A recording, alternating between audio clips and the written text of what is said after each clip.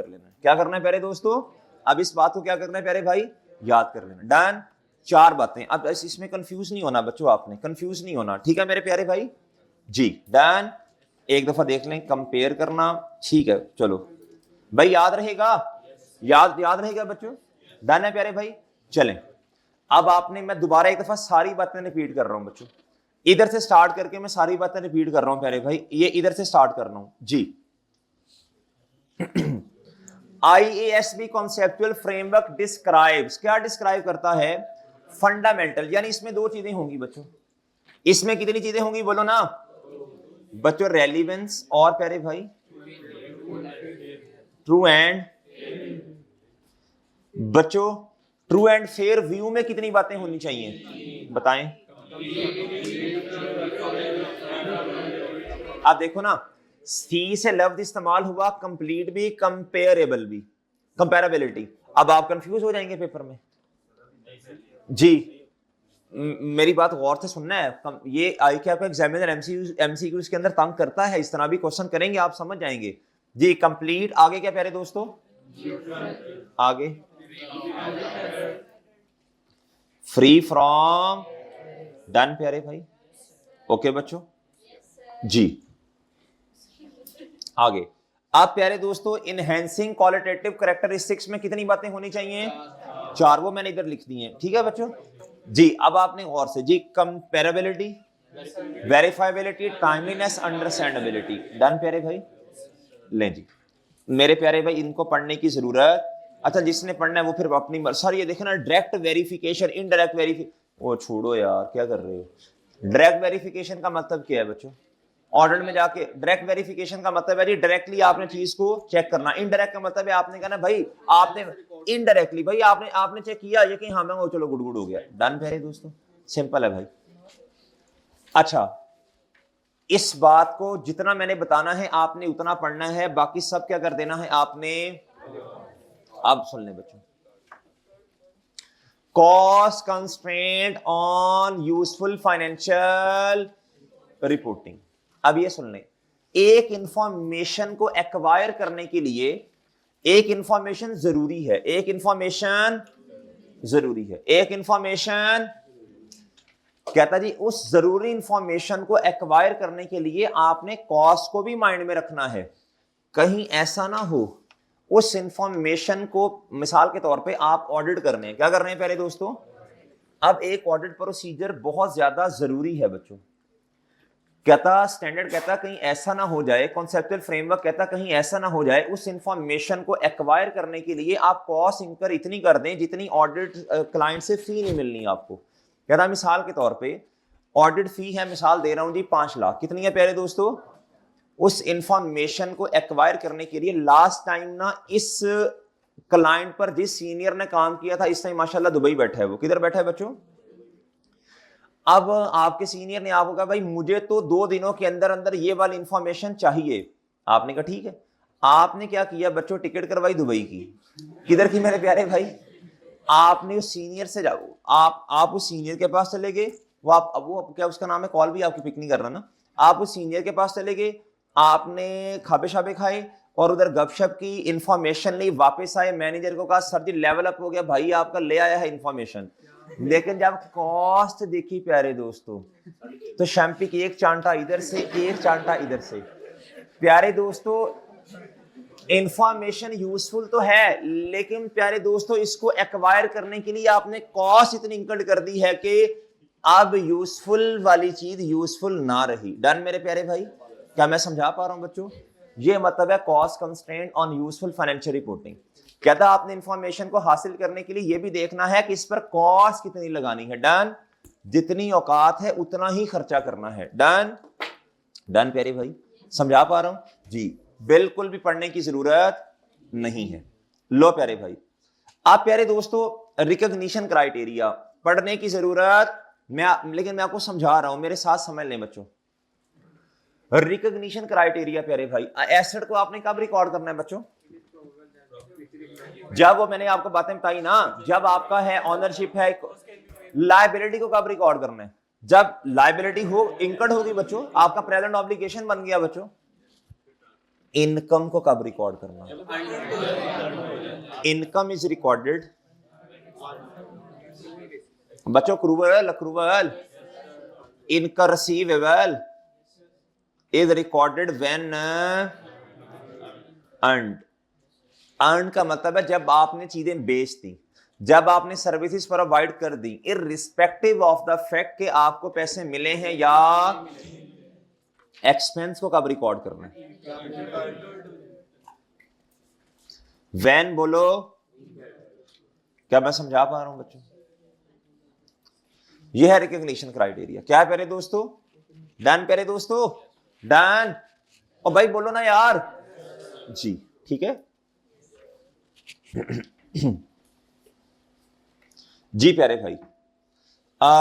How recognition links element of financial statement of financial business, कहता है asset minus liabilities equal, ये आपको पता ही है बच्चों। कहता है फाइनेंशियल परफॉर्मेंस में इनकम में से आप क्या करते हैं? एक्सपेंसेस को माइनस करते हैं। बड़ी बात बताई। कहता है contribution from holders of equity claim minus distribution to holders of equity. वो कहना क्या चाह रहे हैं? कहता जी, कहता एसेट्स कहां से आते हैं? Capital plus liabilities. कुछ अमाउंट जो है इन्वेस्ट की होती है किसने प्यारे दोस्तों? ऑनर्स ने। इक्विटी क्लेम का मतलब है जो कहते हैं ये हमारी है, जिनको डिविडेंड मिलता है। क्या मिलता है प्यारे दोस्तों जी? जिनको क्या मिलता है? बोलो शाबाश। जो ऑनर्स हैं, जो मेंबर्स हैं, जो शेयर होल्डर्स हैं। और बाकी प्यारे दोस्तों क्या है? बोलो वो लायबिलिटी है। बाकी क्या है प्यारे दोस्तों?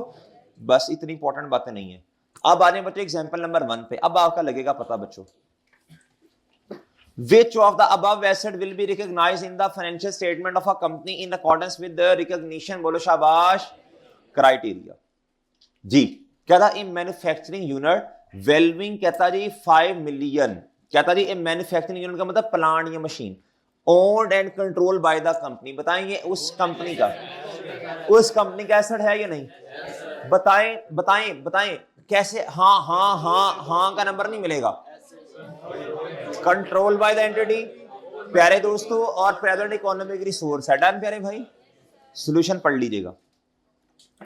कहता a fleet of trucks, fleet of truck का मतलब है एक ही जैसे एक से ज्यादा ट्रक्स। कहता जी वेल्विंग, कहता 100 million, control by another company. लव्स बताओ, control, not controlled by entity. सही है बच्चों। Will not be recognised because it is not controlled by the entity. Done. A highly skilled, अच्छा आईकेएप के एग्जामिनर ने क्या किया अभी ना, 2 अटेम्प्ट्स पहले, ऑटम 2024 थी ना, 2024, यहां से लफ्ज उठाया उसने और उसने पास पेपर में 2 नंबर का डाल दिया। A highly skilled workforce getting an annual compensation of, बस अंग्रेजी उसने थोड़ी ऐड की। बताएं बच्चों, कहता वर्क फॉर नहीं, एसेट कंट्रोल नहीं है। Will not be recognised by the entity because there is no control on workers can quit the entity at any, however in case advance salary have been paid the entity has present right. अगर कहता है advance में salary दे दी है तो entity का ये right है कि भाई को 2 महीने के पैसे आपको दिए वो काम करो। डन, यहां पैसे वापस कर दो। डन बच्चों जी। बच्चों ठीक है, लो बच्चों भाई ठीक है। कहता ABC associate receive 160,000 in cash on 20th December 2004 from RM enterprise in return for having provided financial advice. कहता जी ABC एसोसिएट ने क्या किया? रिसीव किए पैसे, बदले में सर्विसेज प्रोवाइड की, कैश डेबिट और प्यारे दोस्तों इनकम क्रेडिट, रेवेन्यू है ना से जी। Explain with reference to the relevant definition which element should possibly be recognized in 2004 financial year। अच्छा जी बताएं जी। कहता इधर एंट्री बताएं ना, एक ही एंट्री क्या है? कैश डेबिट, आप रेवेन्यू कह दें, सेल कह दें। डन भाई ये भी तो सेल है ना, सर्विस प्रोवाइड करना जी, ये एंट्री। डन है प्यारे भाई। कहता जी the cash receive meet the definition criteria. Okay बच्चों, asset present resource now control by the, अब ये चीज हमारी होगी या प्यारे दोस्तों, हमारा राइट है इस पे। एंड एंटिटी में spend it as it may wish, जैसे जिधर चाहे इस 160,000 को इन्वेस्ट कर दे। Services have already been provided, कहता सर्विसेज बच्चों हमने provide, there is no obligation, कहता ये हम पे अब कोई जिम्मेदारी, कोई liability, increase in the equity shall be recognised as an income. क्या था, an asset and income shall be recognised in year 2000।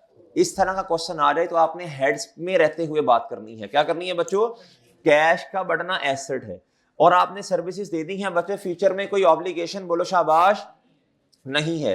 आप प्यारे दोस्तों मुझे बताओ शाबाश, ये क्या है, ये इनकम है, क्या है प्यारे दोस्तों, डन। डन प्यारे भाई, आगे ब्रीफली कहता identify whether or how your answer would change if cash received had been received, if cash received had been for financial advice to be provided in 2005 financial cash debit और pre received या प्यारे दोस्तों क्या unearned income credit. Done बच्चों, done बच्चों, done है बच्चों जी, done. ये लेंगे सर अगर सर्विसेज 2-3-4 साल बाद देनी हो तो इसको नॉन करंट लायबिलिटी। जी भाई ने कहा सर अगर सर्विसेज 2-3-4 साल के बाद देनी हो तो वो बंदा पैसे ही आपको तब दे के जाएगा, वो 1-2 महीने की बात होती है। बहरहाल बच्चों अगर 2-3-4 साल की बात है तो ये फिर नॉन करंट लायबिलिटी में आएगा, नॉर्मली करंट में। डन।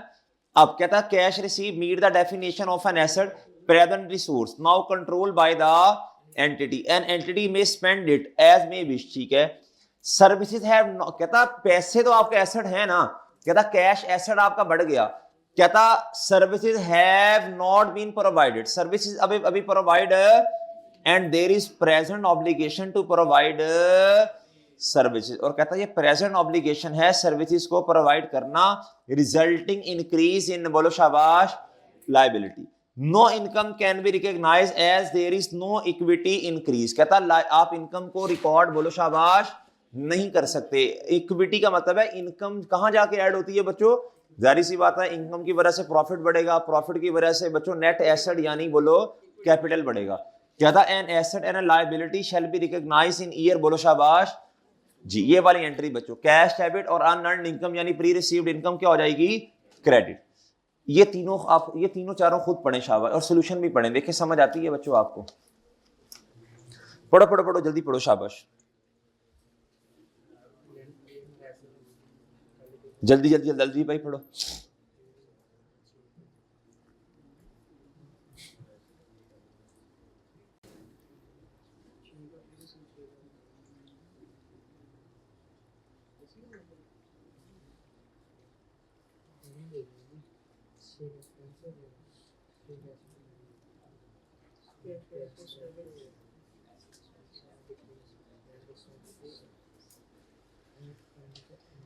भाई ऊपर बैठे हैं ऑनलाइन वाले हैं, ऑनलाइन वाले ऊपर बैठे हैं नहीं, आज ऑफ है उनका, शाह फैसल वो किधर है, हमजा वगैरह।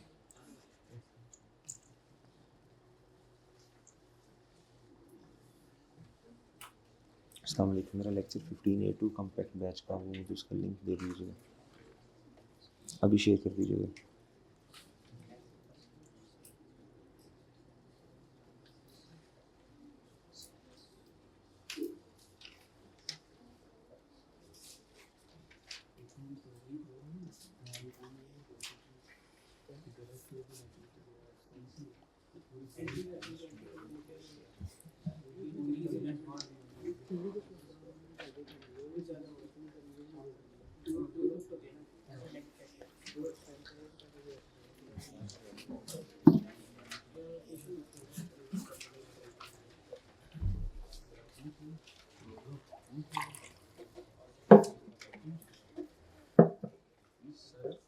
जी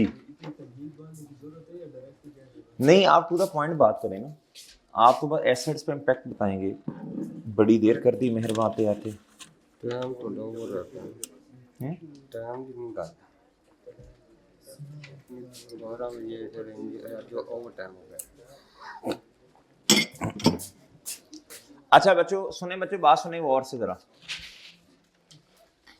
एन हम इंशाल्लाह 11:30 के करीब ब्रेक कर लेंगे इंशाल्लाह, ठीक है जी। An amount paid to landlord, प्यारे दोस्तों ये किसे कहते हैं बच्चों जी, हाँ जी ऑनर को।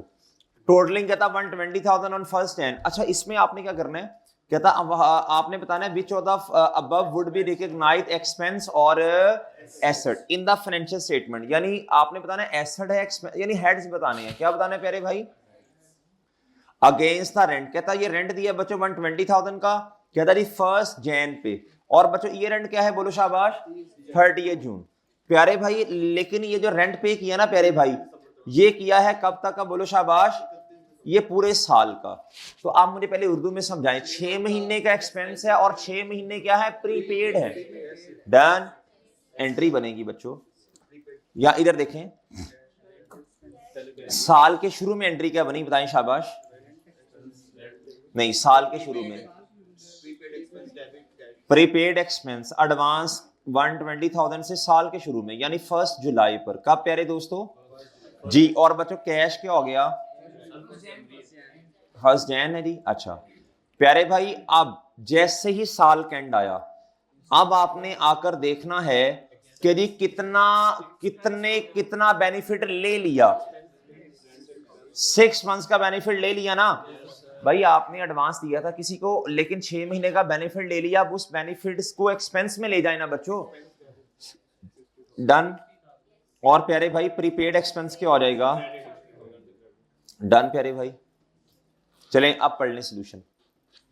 पढ़ो पढ़ो यार, पढ़ो ना। कहता इंक्रीज इन द एसेट 60,000 से, डिक्रीज इन द एसेट कितने से? रिजल्टिंग कहता net decrease in the equity, यानी कहता जी अब क्या कह रहे हैं? कहता इधर देखें बच्चों, इधर देखें सब। कहता जी आपका एसेट 120 से इंक्रीज हुआ, 120 से डिक्रीज हुआ। कहता फिर उसके बाद एक्सपेंस क्या उसका नाम है? 60,000 से बढ़ा। जब एक्सपेंस बढ़ेगा तो ऑटोमेटिकली आपकी इक्विटी यानी नेट एसेट क्या हो जाएगा? कम हो जाएगा। और आपका एसेट भी फिर क्या होगा बोलो शाबाश? 60,000 से बढ़ जाएगा। डन। अच्छा पेपर में आपने टू द पॉइंट बात करनी है। आपने कहना जी at the end of accounting period 60,000 के एक्सपेंस रिकॉर्ड करेंगे, वाइल 60,000 का प्रीपेड एक्सपेंस यानी एसेट रिकॉर्ड करेंगे। डन। आगे an expenditure income on repair and maintenance of the plant. प्यारे दोस्तों कितना बोलो शाबाश? बच्चों ये तो सिंपल है बच्चों, cash credit repair expense debit, ये बताने की जरूरत नहीं है। There has been a legal dispute between the entity and its, बच्चों चीजें बेची लेकिन वो चीजें सही क्वालिटी की नहीं थी, जिस वजह से मसला आया। क्या आया प्यारे भाई? And the company expect that outflow of, outflow का मतलब होता है बच्चों आउटफ्लो, पैसे का जाना, पैसे का जाना, पैसे का जाना। कहता in order to settle the dispute, कहता इस मामले को खत्म करने के लिए एक स्टैंडर्ड आएगा इंशाल्लाह, आप पढ़ेंगे IAS 10 एंड 37, ये मिला के पढ़ाया जाता है। ये सब्सिक्वेंट इवेंट्स वाला और बच्चों प्रोविजंस वाला चैप्टर इंशाल्लाह आप पढ़ेंगे ना। ये वो वाली लायबिलिटी जो कि अनसर्टन होती है, उसके टाइमिंग भी अनसर्टन है और अमाउंट भी क्या है प्यारे भाई बोलो? अनसर्टन है। ये स्टैंडर्ड पढ़ेंगे। तो बच्चों इसमें ना फिर लॉयर हमें बताएगा कि शायद इतने पैसे हमें देने पड़े, फिर हम उसके मुताबिक लायबिलिटी को किताबों में रिकॉर्ड करेंगे। बताएं बच्चों एंट्री क्या होगी? ये अक्रूवल वाली एंट्री जिस तरह टैक्स की थी, बताएं शाबाश। Legal expense debit, legal expense debit और लीगल एक्सपेंस डेबिट, हाँ जी 2 लाख, और फिर अकाउंटिंग पीरियड के एंड पे। और वो लायबिलिटी, अच्छा ये मैं ऐसे ही आपके नॉलेज के लिए बता रहा हूं, वैसे ना भी बताऊं तो कोई मसला नहीं है, ऐसे ही आपके नॉलेज के लिए बता रहा हूं। वो वाली लायबिलिटी जो कि कंफर्म ना हो, उसके लिए लफ्ज लिखते हैं प्रोविजन। आप टैक्सेशन के लिए भी शायद ये लफ्ज इस्तेमाल करते हो, प्रोविजन फॉर टैक्सेशन। करते हैं कि नहीं करते? अंदाजा, क्या प्यारे दोस्तों? अंदाजा, क्योंकि वो अंदाजा है। क्या है जी? जो साथ टैक्स के साथ साथ रिपोर्टिंग भी पढ़ाते हैं, वो नॉर्मली प्रोविजन का लफ्ज इस्तेमाल करवाते होंगे, क्योंकि उनके सामने IAS 37 होता है। डन प्यारे भाई जी। Legal expense debit, provision for litigation भी कह सकते हैं आप इसे। क्या कह सकते हैं जी? Legal expense, provision for litigation. यार आप लॉ में लफ्ज पढ़ते नहीं लिटिगेशन जी, प्रोविजन फॉर लिटिगेशन। या ये छोड़ें, इस बात छोड़ें। लीगल एक्सपेंस पेएबल, बच्चों मेरे मुंह से गलत ऐसे निकल आया बस, लो बच्चों, लो जी। डन प्यारे भाई जी। आगे आए बच्चों पॉइंट नंबर 4 पे जी, पॉइंट नंबर 4 पे आए बच्चों, पॉइंट नंबर 4 पे आए जी, पॉइंट नंबर 4 पे जी। कहता जी एंटिटी परचेज, कहता जी गुड्स, कॉस्टिंग कितना प्यारे दोस्तों? 20,000। कहता फॉर बच्चों ट्रेडिंग पर्पस के लिए चीजें खरीदी हैं और बच्चों आप इसे कहेंगे जी purchase debit cash credit and the same was sold for कितने का, और 25,000 की आपने बेच दी कैश डेबिट। और प्यारे दोस्तों यार ये कितनी आसान बातें कर रहे हैं, अब अंग्रेजी छोड़ें यार इसकी पढ़ने को, क्या यार मतलब भाई समझ गए हैं। ले बताओ जल्दी से जरा, एडवांस रिसीव किया कस्टमर से, बताओ जल्दी से एंट्री बता दें। प्री रिसीव्ड लायबिलिटी है, cash debit unearned income, service provided to ABC on credit, receivable debit और sales account receivable already return of. बच्चों कहता जी अमाउंट इन प्रीवियस ईयर इतना were receive during the year, bad and recovery. पहले दोस्तों bad debt ये cash flows में भी आया था जी। बच्चों कैश डेबिट मेरे प्यारे भाई, bad debt expense credit, done प्यारे भाई। ले जी प्यारे दोस्तों इधर आ जाएं जी, ये इंशाल्लाह हो गया। अच्छा मुझे बताएं एसेट को रिकॉग्निशन क्राइटेरिया तो पढ़ लिया, लायबिलिटी या फिर प्यारे दोस्तों एसेट का डी रिकॉग्निशन क्राइटेरिया क्या होगा। आइए 16 जहन में ले आए ना, एसेट को कब डी रिकॉग्नाइज कब करना है। अब आपने जनरल बात करनी है, कॉन्सेप्चुअल फ्रेमवर्क सिर्फ आईएएस 16 के लिए नहीं है बच्चों। अनवर भाई आईएएस 16 सिर्फ सॉरी कॉन्सेप्चुअल फ्रेमवर्क सिर्फ आईएएस 16 के लिए नहीं है, जरा सियासी बात करनी है, करें बच्चों। शाबाश भाई कह रहे हैं जब एसेट पर हमारा कंट्रोल खत्म हो जाए, ठीक है गुड शाबाश। और कोई, जब उस एसेट से हमें बेनिफिट मिलना खत्म हो जाए, ये भी ऐसा भी कहा जा सकता है। डन, आपको पहले ही पता है माशाल्लाह यार कब डी रिकॉग्नाइज करेंगे। मुझे बताएं प्यारे भाई लायबिलिटी को कब डी रिकॉग्नाइज करना है जी। Well done well done well done well done भाई, पीछे वाले नहीं बोल रहे, एक दफा सब चुप करें, इन भाइयों को बोलने का मौका नहीं, पीछे वाले भाई जो हैं जी बोले शाबाश। जब मेरे भाई जब लायबिलिटी पे हो जाए, जब लायबिलिटी क्या हो जाए, बोला करो बोला करो बोला करो, ये पीछे एट में कर रहे हैं, ये मैंने गरम गरम गिरा देनी है फिर आइए ही करोगे जी। प्यारे भाई जब लायबिलिटी क्या हो जाए, जब शाबाश यानी सेटल हो जाए, क्या हो जाए प्यारे दोस्तों यार। अब चलो चलो पढ़ लेते हैं, कुछ बच्चे कहते हैं सर हमें कटवाई जा रहा, चले फॉर। अच्छा एक आपकी तसल्ली के लिए यार देखो, जो मैंने आपको बात बताई है आपने पेपर में टू द पॉइंट इंशाल्लाह लिखनी है। ये देखो ना इतनी खल्ली बल्ली मची हुई है, आपने पागल हो जाना है बच्चों। क्या मेरी बात समझ रहे हैं, थोड़ा कॉन्फिडेंस रखा करें बच्चों, थोड़ा कॉन्फिडेंस रखें, इंशाल्लाह आपको जो बात बताई है इंशाल्लाह ऐसे ही होगा। डन है ना मेरे प्यारे भाई। एसेट को डी रिकॉग्नाइज कब करना है, when entity loses control of all or part of the recognized, मैंने वही बात बताई बच्चों, जब आपने जब कंट्रोल खत्म हो गया या उस एसेट ने बेनिफिट देना छोड़ दिया। डन प्यारे भाई। एक बात सुने मेरे माइंड में एक ना चीज आ गई भाई, इधर सुनना। डिस्पोजल एसेट की लाइफ थी 10 साल, अब मैं स्पेसिफिकली आईएएस 16 की एग्जांपल दे रहा हूं भाई। हमारा एसेट की लाइफ है 10 साल, आपने इसे 3 साल डेप्रिशिएट किया, चौथे साल एसेट बच्चों वो क्या उसका नाम है बच्चों फायर हुई और एसेट तबाह दे। अब मुझे बताएं एसेट की डिस्पोजल की एंट्री करनी पड़ेगी ना। अगर एसेट आपके पास अब नहीं है, इंश्योरेंस वालों को अगर तो इंश्योरेंस वालों को एसेट हैंड ओवर नहीं किया तो सिंपल आप उसका नुकसान के तलाफी की एंट्री कर रहे होंगे। नॉर्मली हम कहते हैं जी कि एसेट अब खराब हो गया, no more future economic benefits will flow to the entity. याद है बच्चों जी, अब इससे बेनिफिट नहीं मिलना, खत्म कर दें बच्चों। अब इसमें दमशन यही लेंगे कि यार चाहे इसमें दमशन ये लेंगे अब इससे हमें कोई बेनिफिट बोलो नहीं मिलना। अब ये नहीं सोचना इंश्योरेंस कंपनी वालों को एसेट दिया या नहीं दिया, बस चूंकि इसका अब इस्तेमाल खत्म हो गया किताबों से निकाल दें। मैं समझा पा रहा हूं बच्चों। For a liability derecognition normally occur when entity no longer has a present obligation. भाई अब आपका प्रेजेंट ऑब्लिगेशन नहीं है, भैया आपने जारी सी बात है पैसे पे किए ना, या कोई इकोनॉमिक रिसोर्स ट्रांसफर किया ना, इसी तरह ही आपका प्रेजेंट ऑब्लिगेशन खत्म हुआ ना, तो भाई ऐसे ही होता है ना जी। और all or part of the recognised liability, चलो जी ये काट दो बच्चों। अच्छा जी अब प्यारे दोस्तों छोटी सी बात और, अच्छा मैं वेट कर रहा हूं वो जैसे ही आ जाएंगे तो इंशाल्लाह फिर मैं ब्रेक दे दूंगा जी। अब इधर आए प्यारे दोस्तों, लर्निंग ऑब्जेक्टिव 4 पे आना बच्चों। लर्निंग ऑब्जेक्टिव 4 पे आना बच्चों। लर्निंग आज मेरे बोलने वाली बातें हैं, आपके सिर्फ सुनने वाली बातें हैं। बस एक इधर न्यूमेरिकल है बच्चों, कुछ न्यूमेरिकल्स हैं, उसके हम क्वेश्चन तो ज्यादा प्रैक्टिस करेंगे। जी भाई कह रहे हैं सारा क्वेश्चन कोई नहीं करना, तो ये क्या है भाई कह रहे हैं मतलब अच्छा जी।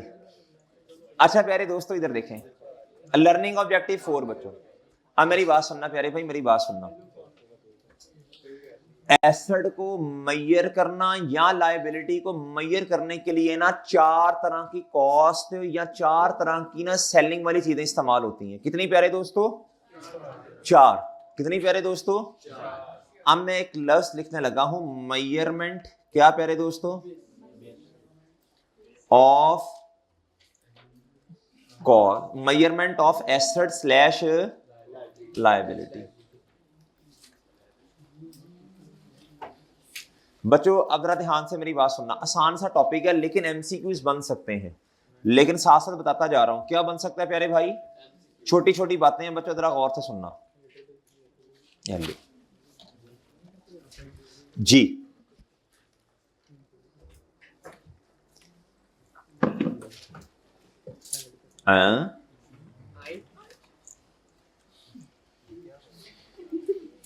जी पापा कहते हैं बड़े होके नाम करेगा। जी प्यारे भाई इधर आए, इधर आए, इधर आए, इधर आए। जी हसन तुमने क्यों केला खाया हुआ है? हसन तुमने क्यों केला खाया? जी अच्छा प्यारे भाई, मेजरमेंट ऑफ एसेट या लायबिलिटी। अब मेरी बात सुनना बच्चों, अब मेरी बात गौर भाई सुनना, मेरी बात गौर से सुनना भाई। आपने एसेट खरीदा बच्चों 1 साल पहले, 2 साल पहले, या लायबिलिटी आपने 2 साल पहले, 3 साल पहले मेरे प्यारे भाई आपने लोन लिया। क्या लिया प्यारे भाई? तो ये हिस्टोरिकल बात होगी ना बच्चों, हिस्टोरिकल कॉस्ट। क्या प्यारे दोस्तों? हिस्टोरिकल कॉस्ट का मतलब है जी आपने 2-3 साल पहले बच्चों कोई एसेट खरीदा था, आज भी उसे cost less accumulated depreciation less accumulated amortisation पे मेजर कर रहे हैं। डन प्यारे दोस्तों, हिस्टोरिकल कॉस्ट। दूसरा आता है प्यारे दोस्तों करंट, ये आपने मुझे बताना ये मैं क्या लिख रहा हूं करंट, ये मैंने एनपीओ में समझाया आपको। इसे करंट कॉस्ट भी कहते हैं प्यारे भाई। इसका मतलब ये होता है आज अगर मार्केट में चीज लेने जाएं तो आज कितने की मिलेगी। क्या मैं समझा पा रहा हूं बच्चों? क्या मैं समझा पा रहा हूं प्यारे भाई? इसका ये मतलब है। तीसरा है प्यारे दोस्तों, ये नॉर्मली ना सेलिंग के लिए लफ्ज इस्तेमाल होते हैं। एसेट को जब सेल करना हो तो ये लफ्ज तब इस्तेमाल होते हैं प्यारे भाई, वैल्यू इन यूज, या इसका एक और नाम भी है फुलफिलमेंट वैल्यू। ये फुलफिलमेंट वाला जो लफ्ज है ना, ये बताएं लायबिलिटी के लिए इस्तेमाल होगा या एसेट के लिए? ये लफ्ज लायबिलिटी के लिए इस्तेमाल होता है।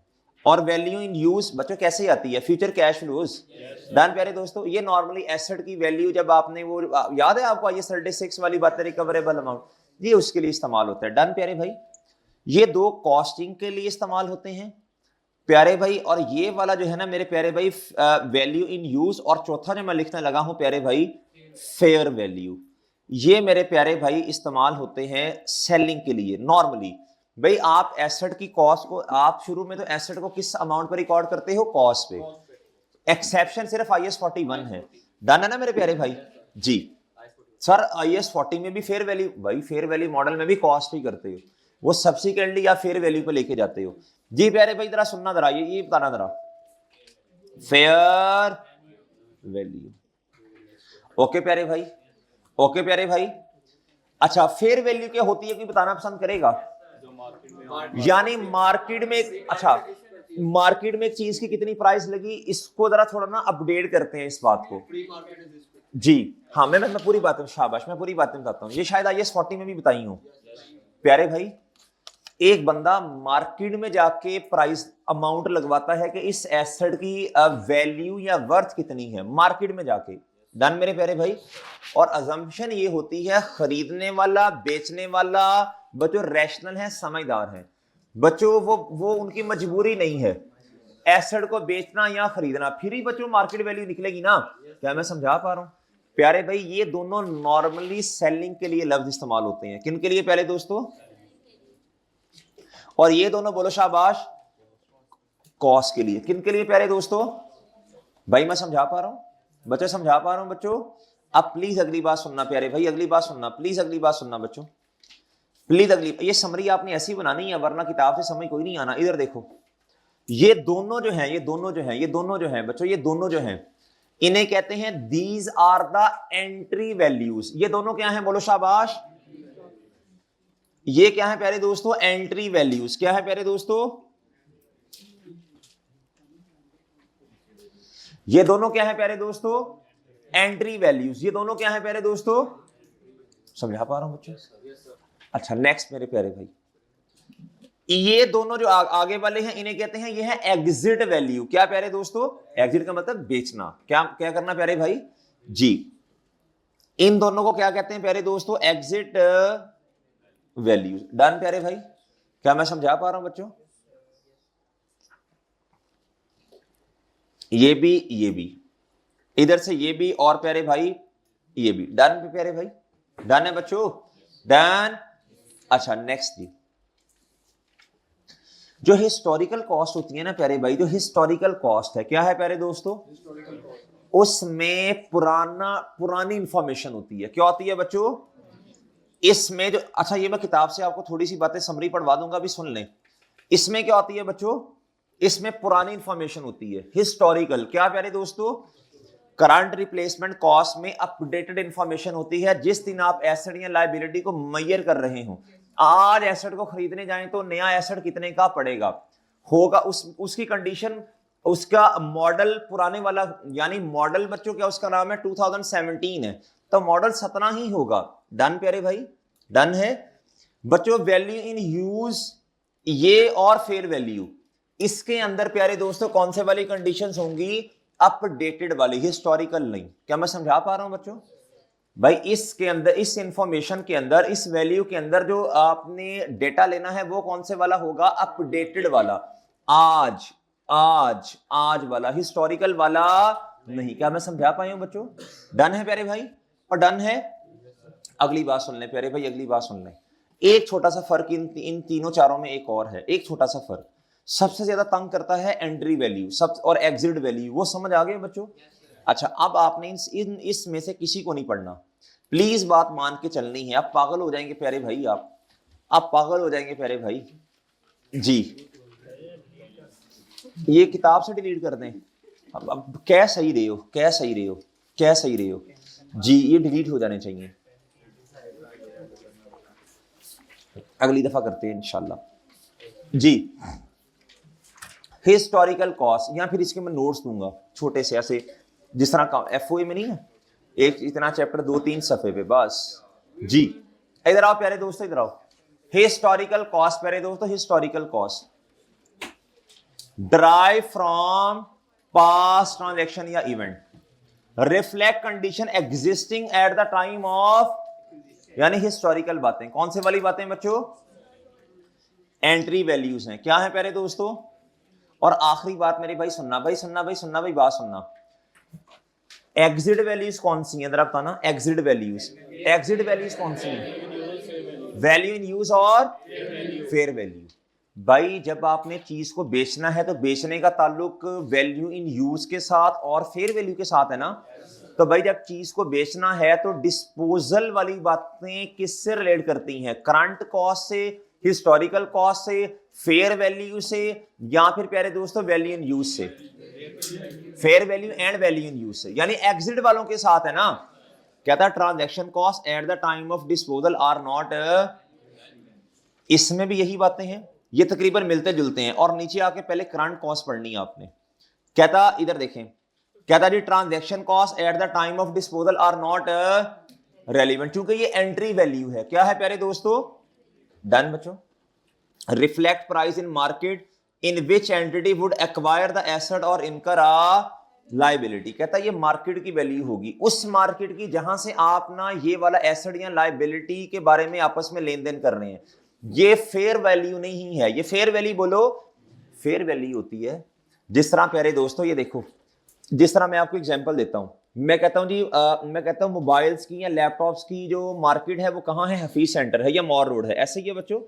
हालांकि बाकी लोगों ने भी तो मोबाइल्स लैपटॉप्स रखे हैं छोटी छोटी दुकानों पे, कहता वो उसको आप करंट रिप्लेसमेंट वाली बात तो कह सकते हैं कि उस छोटी सी मार्केट की वैल्यू, लेकिन अगर फेयर वैल्यू कहना है तो वो आप हफीज सेंटर को कहेंगे, यहाँ किसको कहेंगे बोलो भाई, सही है, हॉर रोड, मॉल रोड कह रहा हूं।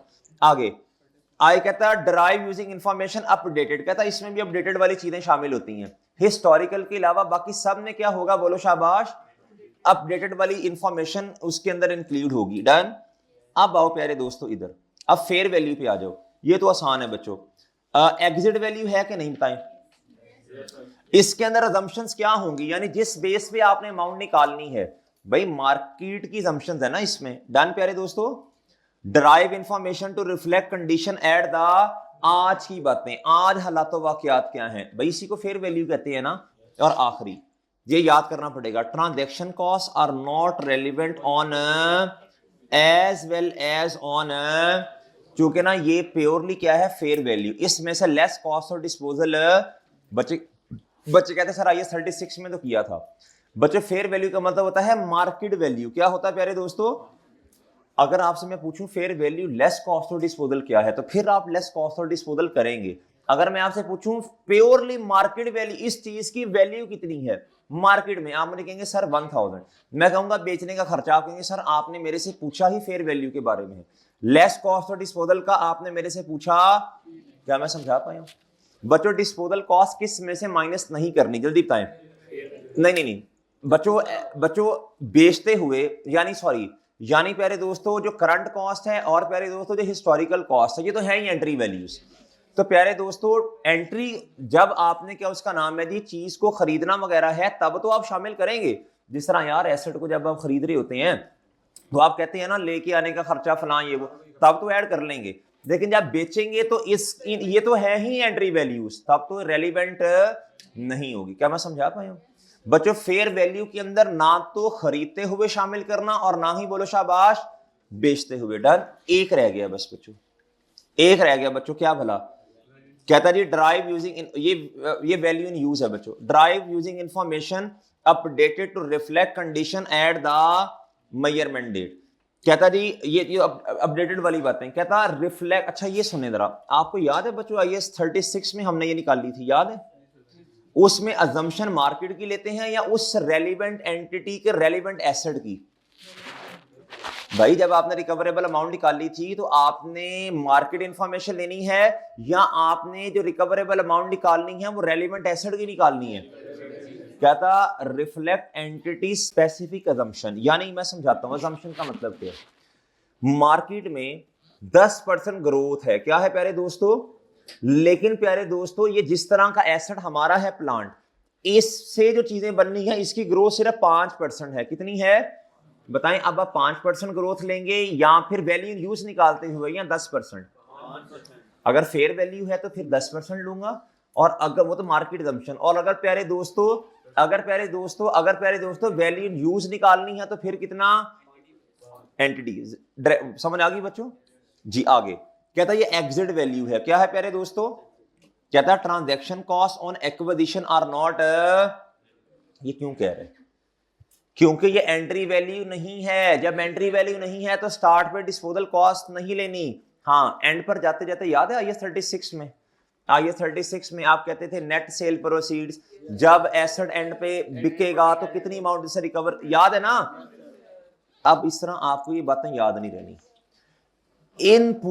मैं पूरी समरी आपको मैंने बनाई है, पहले मैंने आपको एंट्री और एग्जिट वैल्यूज की बना के दी। डन प्यारे दोस्तों, ये समझ आ गया? एक तो ये चीज इसमें मुश्किल है, दूसरी अब मैं बनाने लगा हूं प्यारे भाई जरा गौर से सुनना, दूसरी समरी में बनाने लगा हूं प्यारे दोस्तों ट्रांजैक्शन कॉस्ट की। किसकी प्यारे दोस्तों?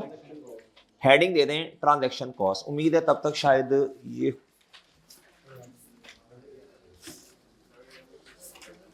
मदद तब भी आता है ना जब भूख हंतों की लगी हो। मैंने खुद नहीं किया, मेरे सर में पेन हो रही है।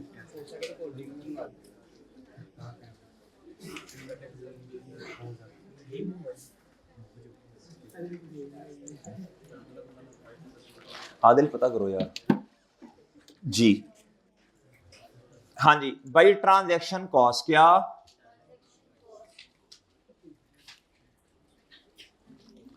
जी बच्चों, ट्रांजैक्शन कॉस्ट, जरा सुनना बच्चों, गौर से सुनना बात। अच्छा आप इंशाल्लाह मुझे बस नहीं जी, प्यारे दोस्त सुनना सुनना सुनना, वो 50-60 तो क्या उसका नाम है, वो पहले ले आया था, आधे रहते हैं वो, मेरे ख्याल बनाने में टाइम उनको लग रहा है शायद। जी आगे होंगे थोड़ी देर। ट्रांजैक्शन कॉस्ट,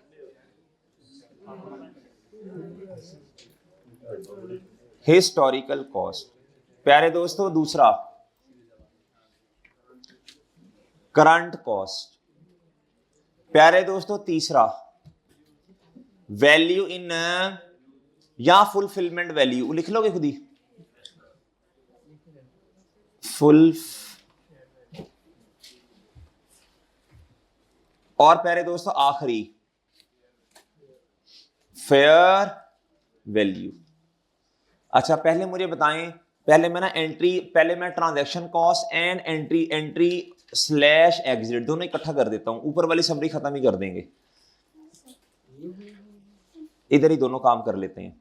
बताएं बच्चों, हिस्टोरिकल कॉस्ट एंट्री वैल्यू है या एग्जिट?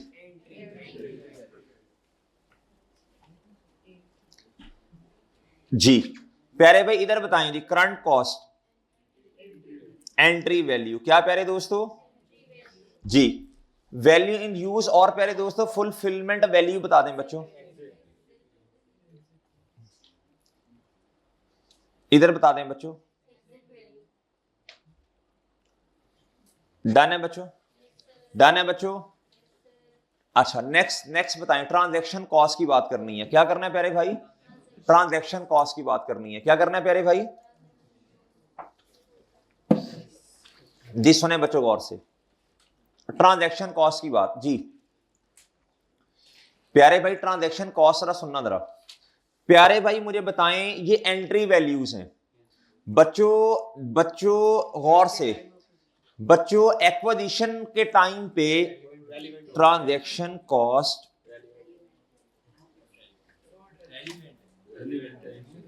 इज रेलिवेंट ओनली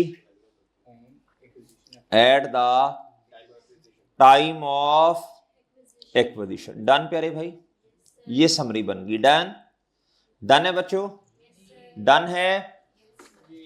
और बच्चों इधर भी मेरा ख्याल सेम नहीं होगा, सेम एज, या पूरा लिखूं?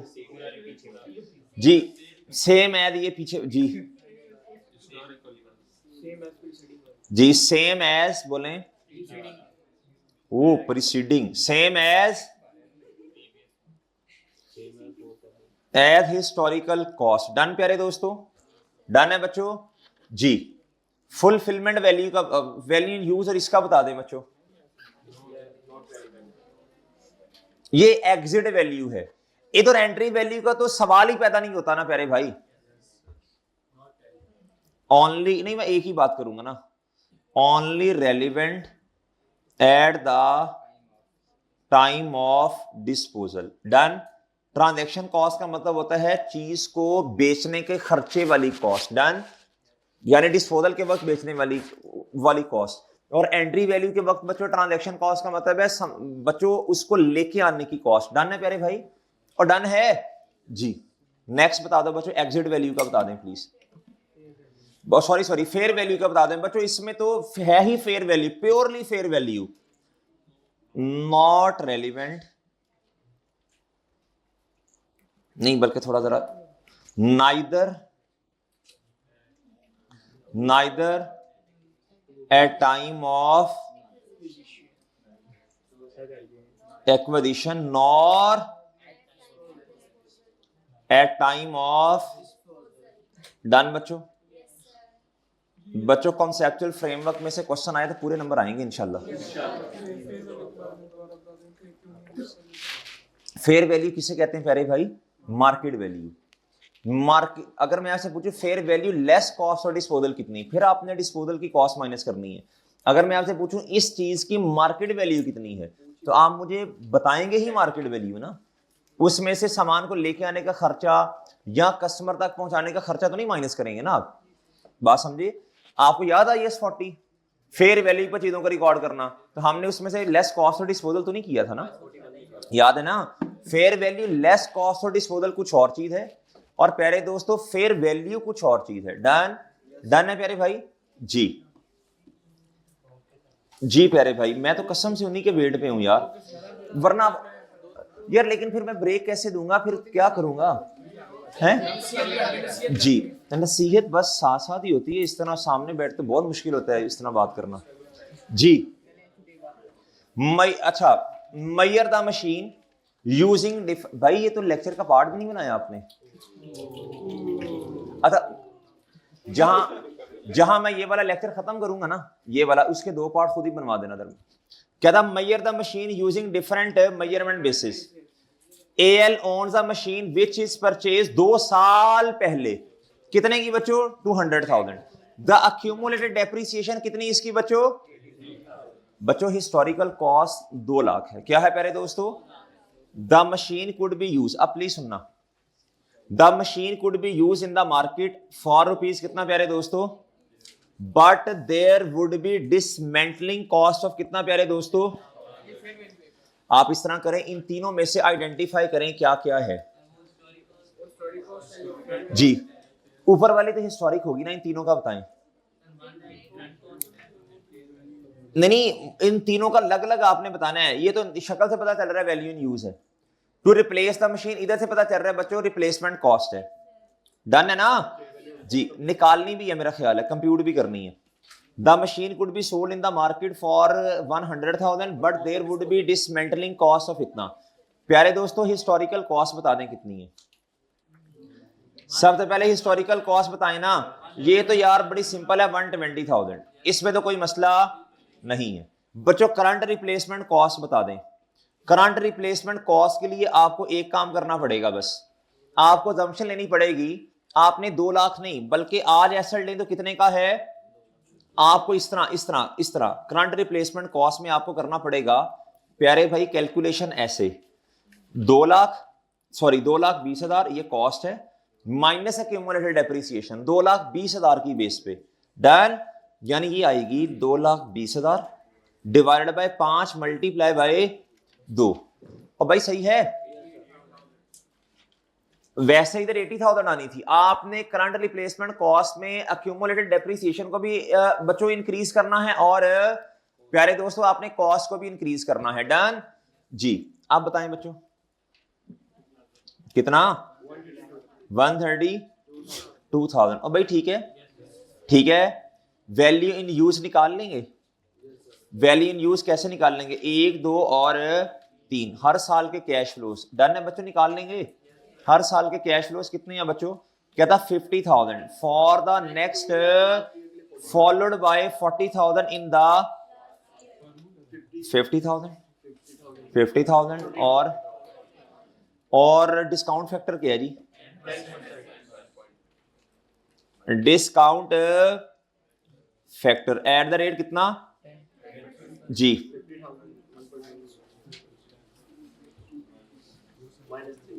हाँ जी बताएं, ए और ये क्या है प्यारे दोस्तों बी, और बच्चों present value A multiply by B जी बच्चों।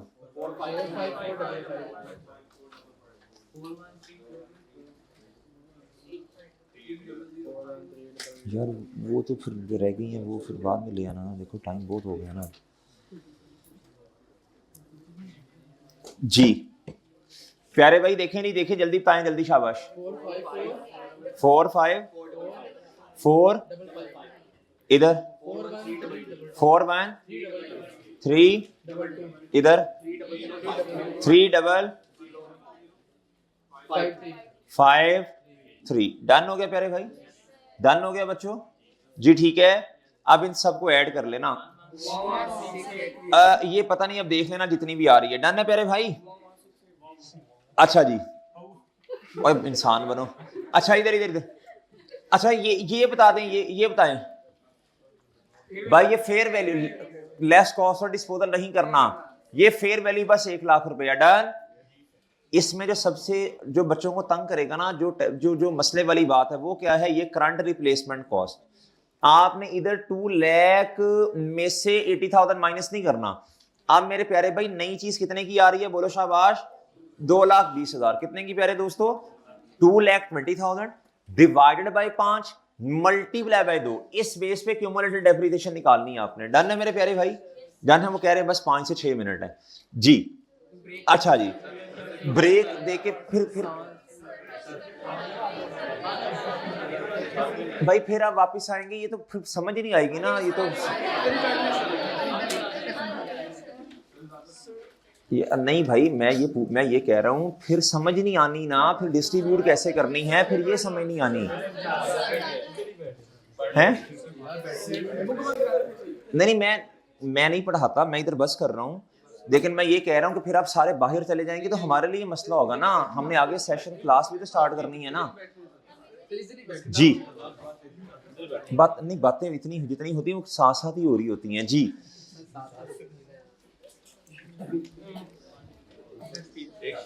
चलें बच्चों, आप क्या करें, नहीं एक्सपीरियंस मेरा है ही नहीं, मैं क्यों करना जी प्यारे भाई जी। बच्चों अब क्या करें, ब्रेक,